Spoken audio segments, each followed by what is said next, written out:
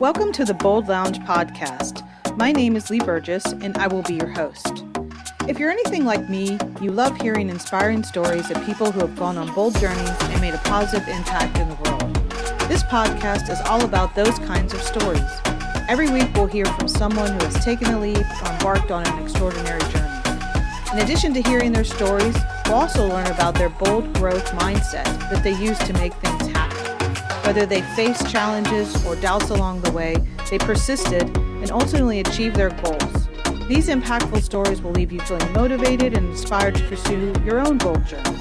I believe everyone has a bold story waiting to be free. Tune in and get ready to be inspired. Welcome to the Bold Lounge. Today I have Carleen Haylett, and I'm so excited to introduce you to. She is the CEO and founder of EnrichedHQ. Welcome, Carleen. Hi, good morning, Lee. How are you? Thanks so much for having me. Love what you're doing. Well, thank you so much. I'm excited to share your story and your bold journey.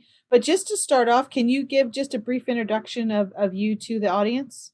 Sure. Hello, everyone. My name is Carleen Haylett, and I am the founder and CEO of a company called EnrichedHQ.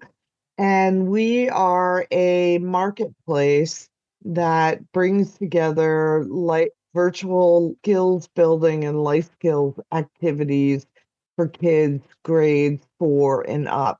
Our primary mission is to bring to working parents activities that extend beyond what kids are learning in school, primarily to help kids gain knowledge and learnings that better prepare them beyond high school to enter the workforce or whatever path they choose. And through the company, we work with very large organizations who bring this to their employee communities as either an extension of employee benefits or part of a key diversity and inclusion programs built around supporting families, particularly working women, and elevating women in leadership and in the workforce.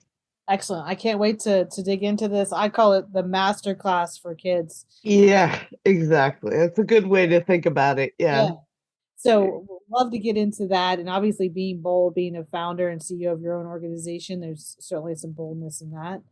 But what would be your definition of bold? Yeah, I was thinking about this because I knew this was coming, this question. I think one of the things that I've become quite aware of, particularly, as the lockdown and the pandemic is, overcoming fear and the things that are associated with that, pushing beyond those things that you're fearful of. And generally, what I found myself is that fear really is that negative self-talk. So pushing beyond that, and I find myself procrastinating because of that fear, and then just being able to continuously be conscious of and practice pushing past that. Once you get over it, you realize there's nothing on the other side of fear, and it's a natural progression, but being bold enough to acknowledge that that's happening and push beyond that. Yeah. So I think that's sometimes people think being bold doesn't mean you fear anything or being fearless. And I think it's the opposite of that, honestly. Like you have fear, but like you said, you push through it. And I think on the other side of fear is opportunity. And whether it's learning, something didn't work, but I learned from it. Or whether it's like, wow, I didn't know that was even possible, or didn't think they would even say yes. Like I have a Right. lot of that. Yeah, right. My example the other day is I sent a note to Oprah, so we'll see. She's All right. loud. Right.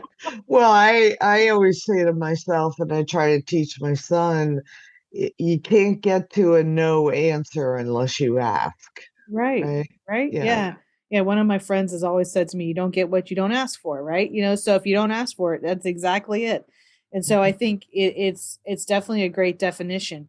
So in your life, when you think about, wow, the first time I can remember being bold, when was that? And what does that look like? I think it was probably, there are many small moments, but if we wanted to look at one that was, really transformational back in, I don't know, 2009-ish, I had previously gone through a divorce and then, had taken career opportunity that was so very wrong that it just brought me to my knees. I decided that was it. I needed to get out. So I sold my condo that I owned in Boston, put everything in storage, and bought a one-way ticket to Italy and ended up spending 2 years, 6 or 7 months traveling around, and then begged my way into a professional culinary program,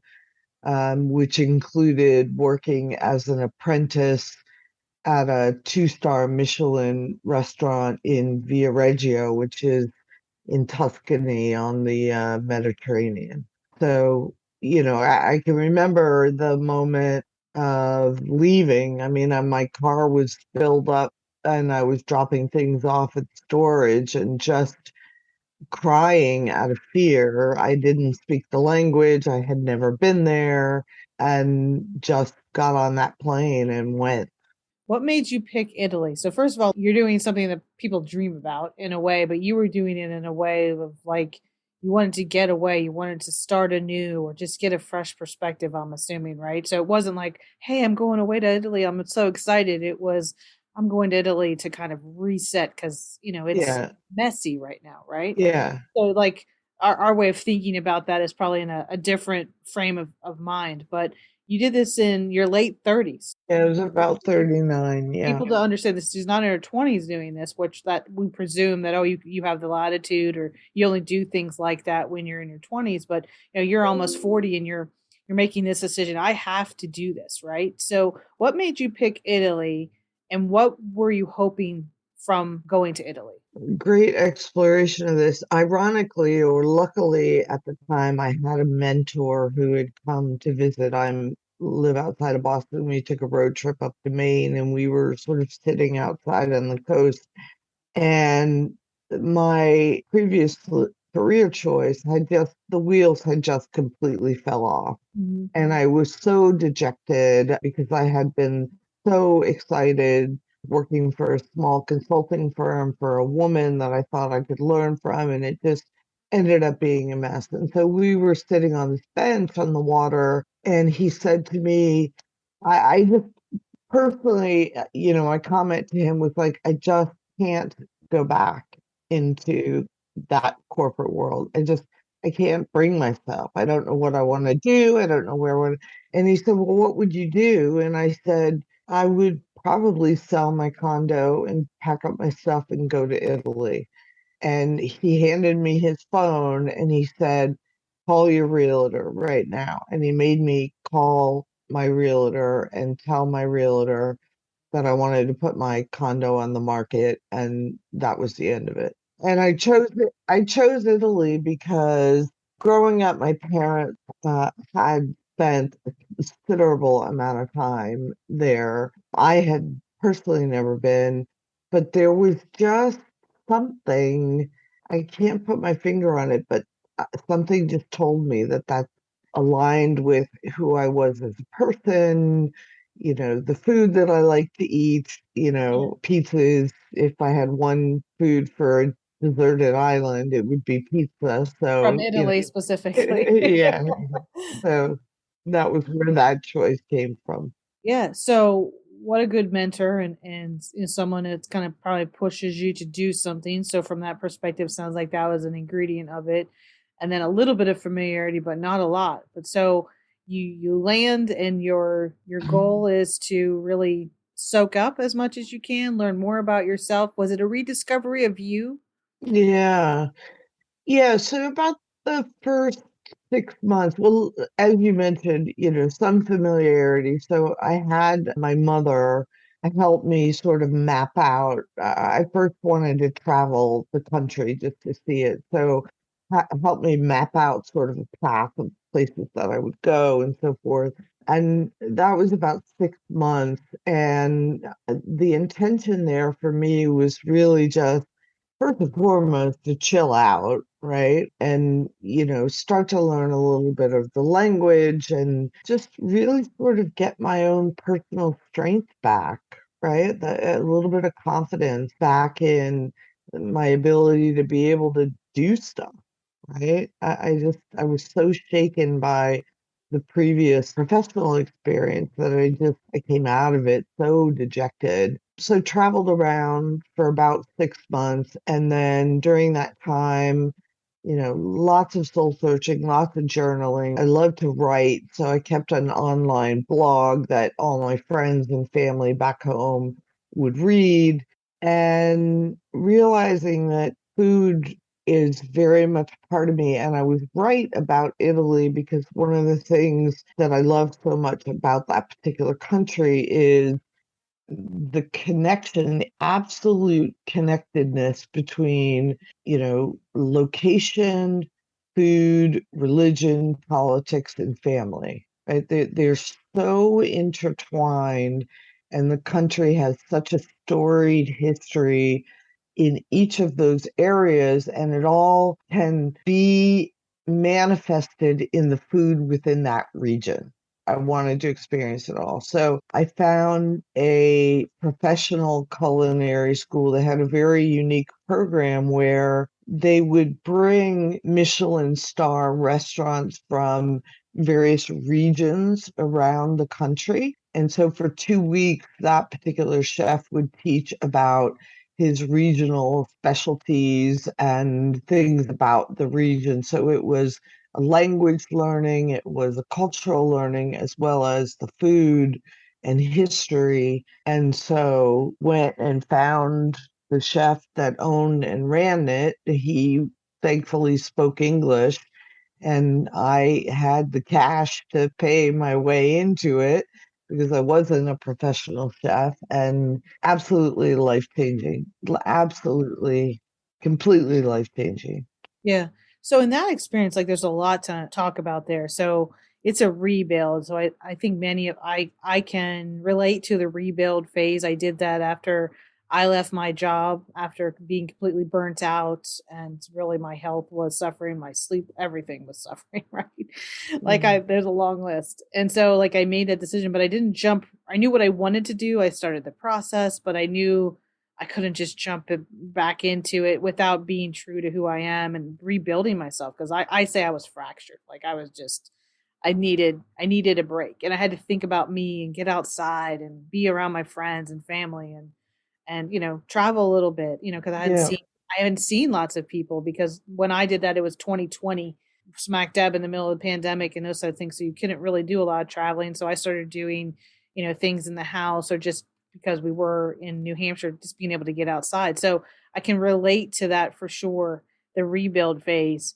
But the power of traveling and the power of kind of not being in your home country, like I think there's some learnings in there. There's certainly some boldness. Like you don't know the language, you're figuring out how to move about, and it's a life changing 2 years. What did you learn that you were surprised about in those 2 years about yourself? Any surprises? Yeah, how, I don't know if resilient is the best word, but resourceful, I think, is it. Everything in Europe is different, right? The way Yeah. that you buy a train ticket, the way that the bathrooms work, or your hotel, and Or drive. yeah, or drive, or whatever it is, Yeah. everything's different. And Yeah. so, being put in a position where every moment of every day, you are learning something new, right? You know that when you wake up in the morning, that you are going to be presented with an entire day's worth of things that you've never experienced before, and getting through that and getting through it successfully and coming out the other side. You mentioned learning with even the smallest nugget, that's another little piece. I'll give you an example. It's funny. I mean, the blog that I wrote was, I tried to be, amusing, and there were times when I fell downstairs because they were built in the Etruscan period or whatever. But at one point, I was in Florence and I needed to get a haircut. And I didn't know how to say I needed a haircut. I didn't know how to communicate, with the stylist. I didn't know any places or whatever, and having to overcome that. So I wrote a whole blog post about that experience, about, what it meant and how I, moved through it and stuff. And Did it work uh, out? Did you get a good? yeah, it was great. And and there was another time I was in, I think, Sorrento, and literally, like I said, fell down this huge stone stairway, and down at the bottom was this Asian couple. And not only did neither of us speak Italian, they didn't speak English and I didn't speak whatever Asian language, but there was such a kindness in them helping me. And they were tourists in a land that they didn't know, and so was I. And who walks down Etruscan age staircases every day, Which I'm sure are not flat, and I'm sure the stairs aren't even. No, that's the Yeah. point. Right, exactly. Yeah, just for anyone that's like thinking like, what's the it's a big difference there. And then, Right. These are rock from, 400 BC or something, yeah, you know what I mean? yeah. So it sounds like a new learning every day, and kind of being able to also figure out how to communicate in a new way or different way, that people can still understand. And I think the last thing you said was really about unexpected, really acts of kindness of people who don't have to be Yeah. kind, or, don't know you. And so I think those are some biggies in the sense of learnings. And then I think one of the things you said that I think is important for people to hear is that beginner piece, because I think being a beginner or new at something, it's it like it's stressful at sometimes, but I think it relieves stress more than makes stress, right? And so we're both entrepreneurs and founders of our company, so there's stress when you're doing that, but like not having to be the expert or the, whatever, insert your senior title and you're the go-to, but like you're a beginner. And I talked about this yesterday, but there's a quote, by Steve Jobs, but it's about really just being free of that expectation, and it's okay to like learn and figure stuff out. And it sounds like there was a lot of that in your journey. Would you agree with that? Yeah, and I think I 100% agree. And this, I also always say wisdom comes with age, right? But just the getting to a place where you are comfortable not knowing, being able to admit, I don't know how to do this. And as an entrepreneur and starting my own business, I through my professional career, I've been lucky enough to do some great things, from technical development, product management, marketing, and blah, blah, blah, blah. But one of the things that was really an Achilles heel for me was financial, the modeling, just the whole finance CFO side of a business. And I wouldn't have been able to embrace the learning around that really important piece of being an entrepreneur if I hadn't gone through the experience of getting to a place of comfort where not knowing is actually really quite cool, Hmm. because Yeah. you come out the other side with a strength, another arrow in your quiver, if you will. Yeah. And definitely, I think it's a bold factor. Like being comfortable not knowing is what you said. And you just are still step by step. You're doing it daily, from getting a haircut to taking a class to coming home and then starting your business. So let's fast forward to that. So you come back. Did you start your business right away, or how did you get to the point where now with Enriched HQ, from the time that you went to Italy to that launch? So the company was launched in February of 2020. So literally like weeks before the lockdown happened. And the impetus for the company was, I'm also a single mother, unrelated to sort of all the stuff we previously talked about, but my son was born in 2011, and I don't have a family, a nuclear family here outside of Boston to sort of rely on for care and support and so forth. So going into that choice to become a single mother, I knew I was doing it on my own, right? Luckily, I was in a financial position where I could easily make that choice, where others aren't necessarily, but it was a conscious decision. And so part of that over the last 10 years is that I've had to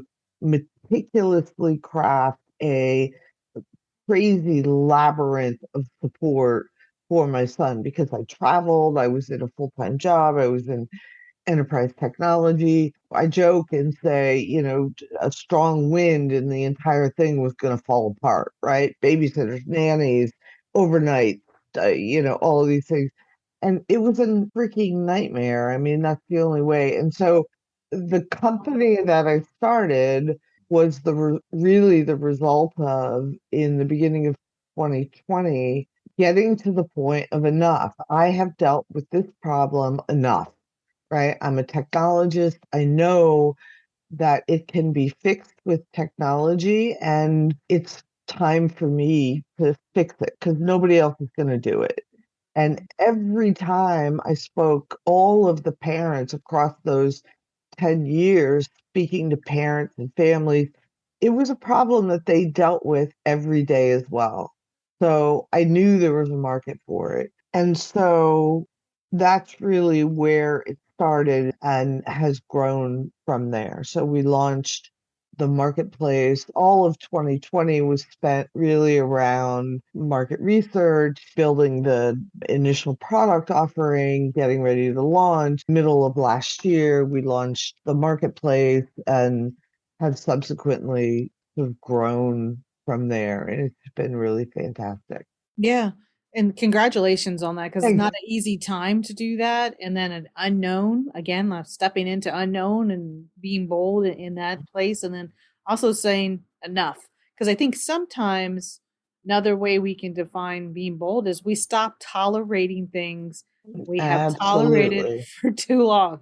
And you could fill in the blank of, and think about, are there things you're tolerating today that you should just stop tolerating? And Hmm. you were like tired of the house of cards. What it sounds like when it comes to kind of the organization and the coordination and the one card falls and the whole thing, you can't make it work. And there's probably a lot of people that can relate to that, especially single parents in the sense of, what it takes to be a single parent. So you had a solution and then you went about creating it. And so tell us a little bit about the marketplace. So just people know the information about it is below for people in the session notes to go to the website and to check it out. But what is it if you wanted to just describe it to people? I call it the master class and it's for Yeah. grades 4 and up, correct? That's right. Yeah. Yeah. It is just essentially a centralized hub of programs for enrichment programs, after school programs, virtually for kids grade 4 and up. And these are things where the current educational system, in the way the curriculums are built or so forth, wherever you fall on the trajectory of is education working for our kids or not is sort of irrelevant. But there's always this notion that there are other things that parents and families want their kids to learn or be exposed to, or the child wants to learn that isn't offered by school. So things like public debate or introduction to entrepreneurship or introduction to investing or language and musical instruments. So, what we do is we go out into the world, and parents and the kids tell us the things that they're interested in. We go out in the world and we find the best in class providers of those courses or those activities, and we invite them to be part of our ecosystem, and we act as the middleman for the family. So we give families a centralized place to go and find all these really awesome activities, and we underneath as a technology help them easily build a comprehensive program across multiple vendors, transactions, financial interactions, and then we put them together with those vendors. Because another problem that we're solving for families is, I live in the ed tech world every single day. So I know that there are all these amazing things happening in that space, right? Options for families that didn't exist before. But, normal, everyday human being parents have no idea that they exist. They don't have the time to go out and research it. And now that virtual learning, for all of the benefits that are associated with it, is becoming far more commonplace, the world has really opened up to the options for kids.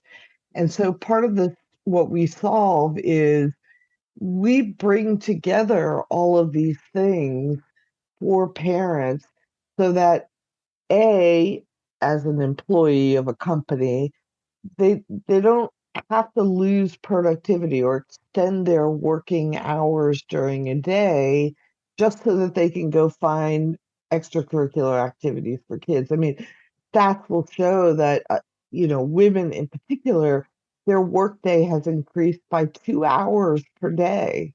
I mean, that's a part-time job because of responsibilities at home. And so we want to make it easy for parents to take advantage of really amazing technology advancements in learning and help them alleviate stress, stay productive at work, and better balance work and home life. And that's what the marketplace does.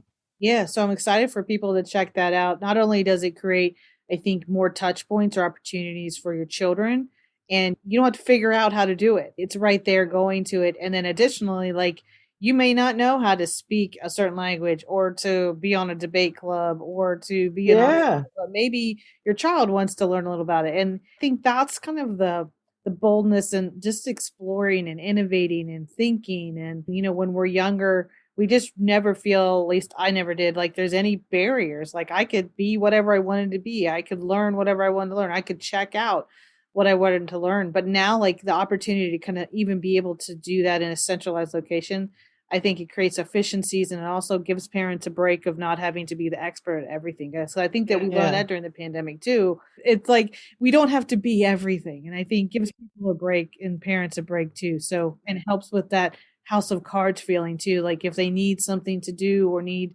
want to learn versus be, scrolling or being playing video games or those types of things, they could actually be learning how to, invest. How Yeah. fun is that? Yeah, I mean, I'll give you a perfect example. This is, I call it one of the pandemic silver linings is, the astronomical rate around adoption of homeschooling as an option for kids, and the comfort level with virtual learning wherever you fall on that trajectory. The fact that the geographical barriers to activities to expose your kids in more things are all but eliminated through virtual learning, right?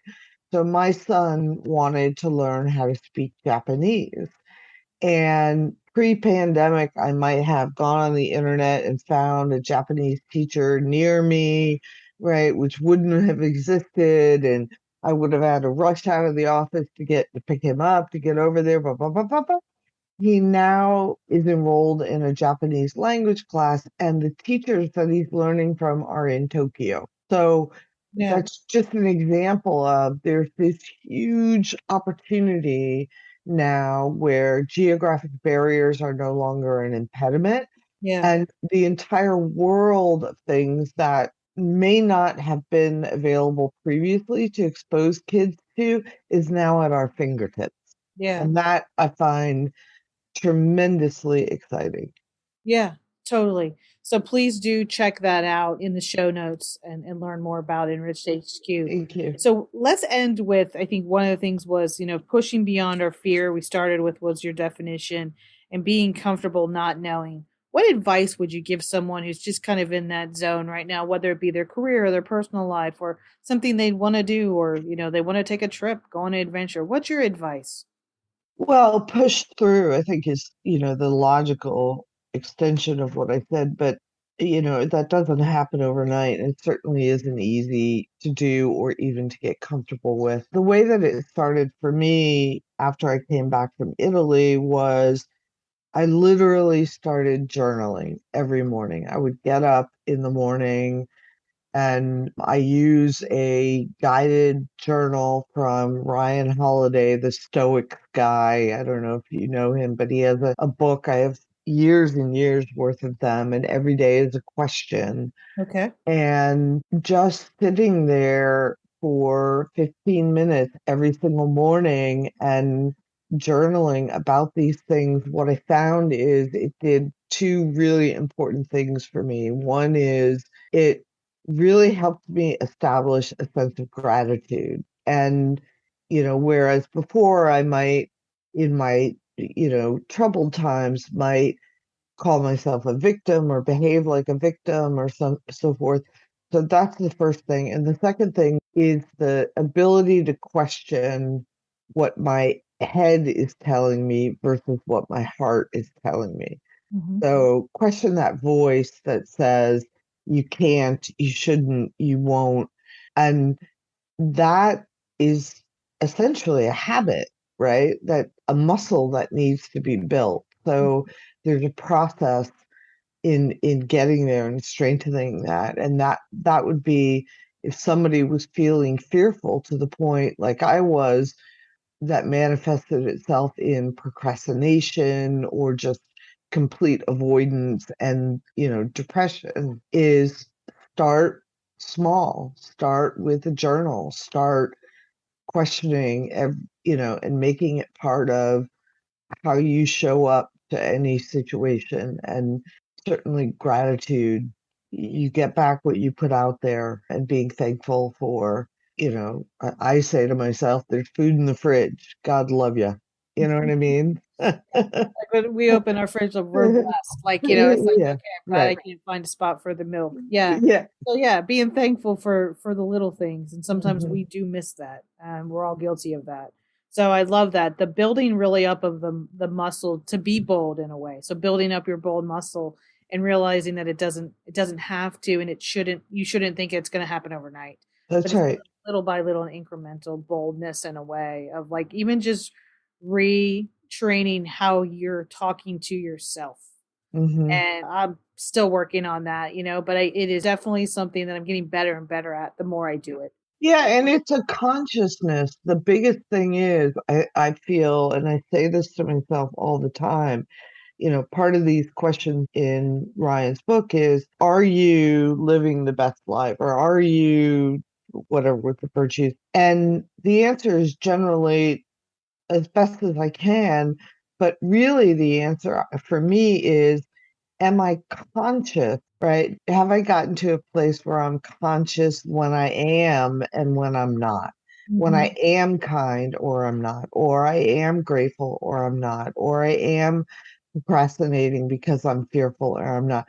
Being conscious that that's actually going on is really the first step. It's just being honest enough to say, I don't know this and it scares me. Mhm. Yeah.